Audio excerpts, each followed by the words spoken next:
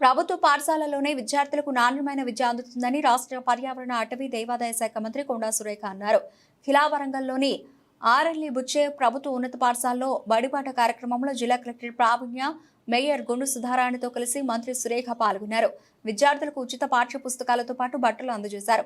రాష్ట్ర ముఖ్యమంత్రి రేవంత్ రెడ్డి ప్రభుత్వ పాఠశాలలను ఉన్నతంగా తీర్చిదిద్దేందుకు చర్యలు తీసుకుంటున్నారని, ఇప్పటికే అనేక ప్రభుత్వ పాఠశాలలు నెలకొన్న సమస్యలు పరిష్కరించామని, విద్యార్థులకు ఉన్నతమైన విద్య అందిస్తే రాష్ట్రమే కాదు దేశాల్లో ఉత్తమమైన ప్రతిభ కనబరిచే అవకాశం ఉంటుందని, విద్యార్థులకు విద్యతో పాటు పౌష్టికాహారం అందించేందుకు కాంగ్రెస్ ప్రభుత్వం ప్రత్యేక చర్యలు తీసుకుంటుందని, ప్రభుత్వ పాఠశాలల్లో పేద విద్యార్థులకు అన్ని వసతులతో కూడిన విద్యను అందించడమే కాంగ్రెస్ ప్రభుత్వ లక్ష్యమని సురేఖ అన్నారు. బేసిక్స్ అనేది ఇంప్రూవ్ చేయడం జరుగుతుంది. అట్లాగే చేసుకోబోతున్నాము. అట్లాగే 15వ తారీఖు ఇంక్లూజివ్ ఎడ్యుకేషన్ అంటే మామూలు దివ్యాంగులు అట్లాగే ఆడపిల్లల యొక్క విద్య మీద ప్రాధాన్యత ఇస్తూ వాళ్ళని కూడా మన పాఠశాలలో అడ్మిషన్లో భాగస్వామ్యం చేయాలి. ఏ ఒక్కరూ కూడా బడి బయట ఉండకూడదు అనేటువంటి ఉద్దేశంతో దాని యొక్క ప్రాధాన్యతను తెలియజెప్పే ఇవ్వడం జరిగింది.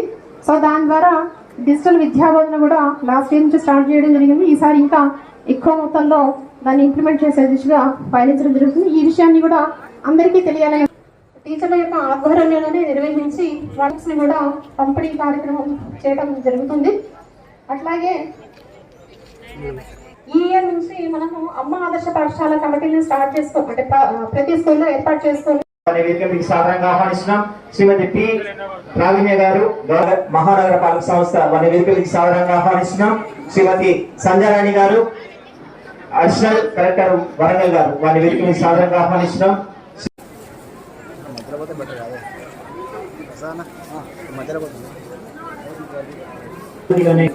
తీసుకొని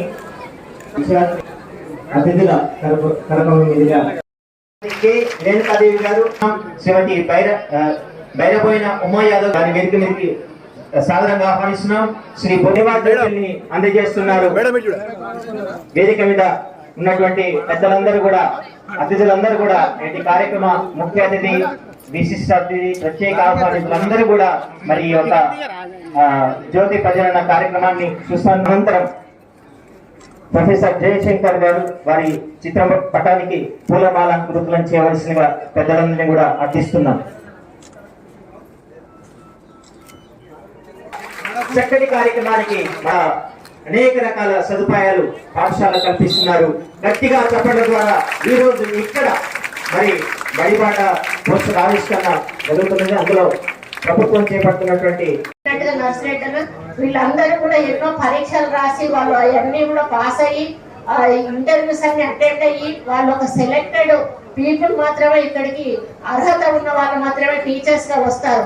ఇంతకంటే అర్హత ఉన్న వాళ్ళు ప్రైవేట్ స్కూళ్ళల్లో ఉండరు.